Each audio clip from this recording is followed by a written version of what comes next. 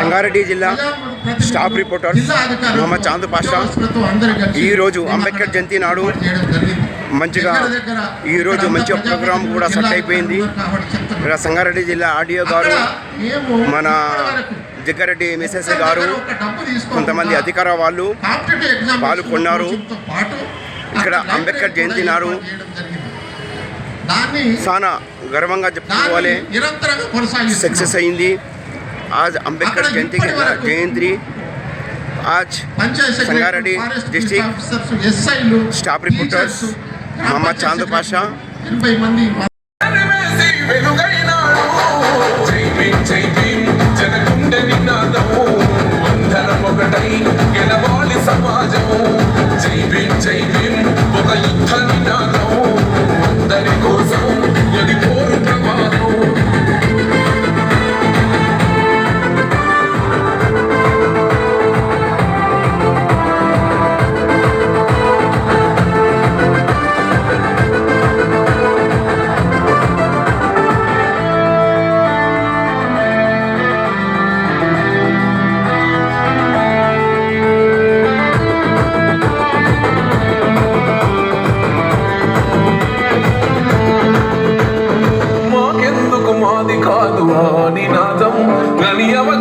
లేకున్నది కొంత సమాజం, రాజ్యాంగం ప్రతిఫలాలు పొందు భోజనం, గది అంటే దని అడిగే అవివేకుల దేశం.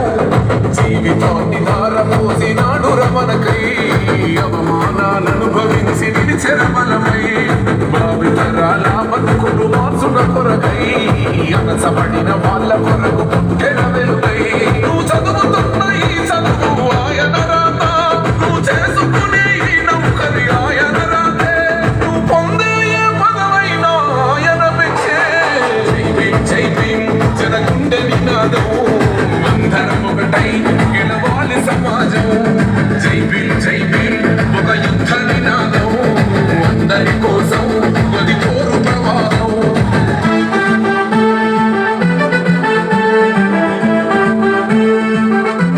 ఈ భారతదేశంలో పుట్టిన ప్రతి బిడ్డ కూడా సమాన హక్కు కావాలని, భారత రాజ్యాంగం ప్రకారం అన్ని రంగాల్లో సమాన వాటా కావాలని రాసినటువంటి సందర్భం ఉంది.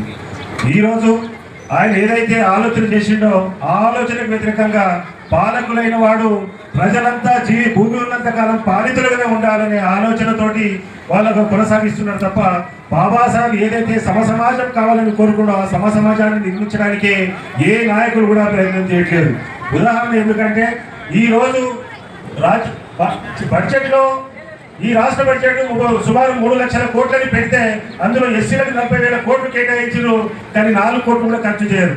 అందులో ఎస్టీలకు ఒక 20,000 సుమారు 20,000 కోట్లు కేటాయించారు, అందులో ఒక 500 కోట్లు కూడా ఖర్చు చేయరు. ఇది ఉదాహరణ ఏంటంటే గత ప్రభుత్వం 10 ఏళ్ళు పాలన చేస్తే ఎస్సీల కోసం 1,80,000 కోట్లు కేటాయించింది, కానీ కనీసం అందులో ఒక 8,000 కోట్లు కూడా ఖర్చు చేయలేదు.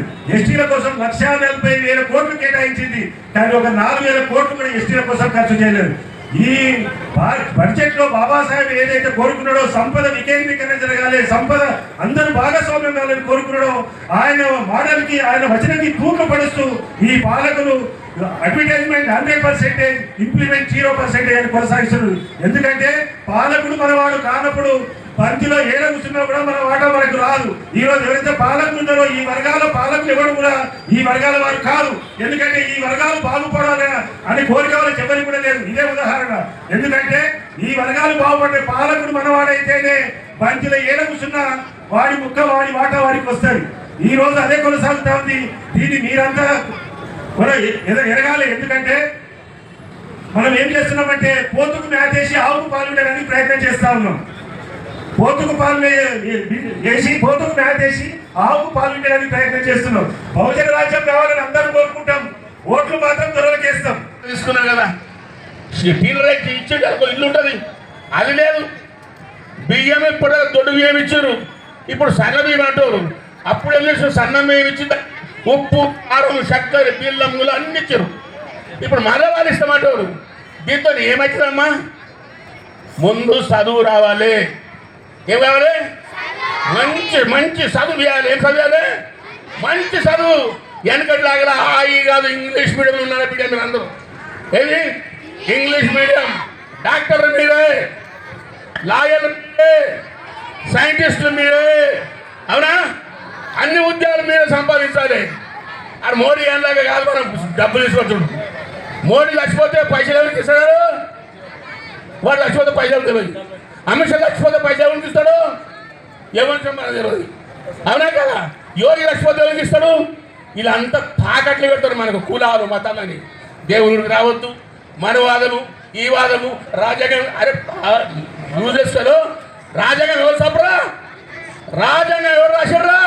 మా తాత రాజ్యాంగం రాశారు. తాత ఈజ్ ఎ కింగ్, ఆయన రాజు, ఆయన కింగ్, ఆయన మన అప్ప, ఆయన మన తాత. వారికి అవసరం ఆశ్చర్యం ఉందేమన్నా? మార్చడా? దమ్మున్నదా? ఎవరికి లేదు. మనవాదాన్ని ఏం చేయాలి? మనం మళ్ళా కాలబెట్టాలి. ఆ రోజు బాబాసాహెబ్ అంబేద్కర్ కాలబెట్టిండా, ఇప్పుడు మనం కాలబెడతాం. ఎవరు చూసినాం మనవాదం. ఎవడరా మనవాదం చేసేది? బుద్ధి ఉందా? ఎస్సీ ఎస్టీ బీసీ మైనార్టీ అంటే మనవాదం మళ్ళీ వెళ్ళిపోతాడు. ఎక్కడికి? అమెరికా, చైనా, భారతదేశం పుట్టారు. వారికి వెళ్ళకూడదమా లేదా? ముగ్గురు ధనవంతులలో ముగ్గురే అమ్ముకున్నారు. అంబానీ, ఆదాని, ఇంకోటెవడు, ముగ్గురే అమ్ముకున్నారు. ఉన్నదంతా దోసుకున్నంతా వాళ్ళ దగ్గర ఉంది. మేమంటున్నాం భారతదేశంలో అనేక పేదలు. మీ పైసలు తీయరాబాయి, మీ డబ్బులు ఇచ్చి అందరికి ఇల్లు కట్టేయండి, పేదలుకున్నది అన్ని సంస్కారం చేయండి, అప్పుడు మీకు ఏమైనా ఉంటుంది. మన సంగతి తీసుకుందాము. ఇప్పుడు కాంగ్రెస్ వాళ్ళు, టీఆర్ఎస్ ఏం చేయలేదు, దండుకున్నారు. అంతా ఏం చేశారు? బొందలోని తోడుకొని దాచిపడుకున్నారు.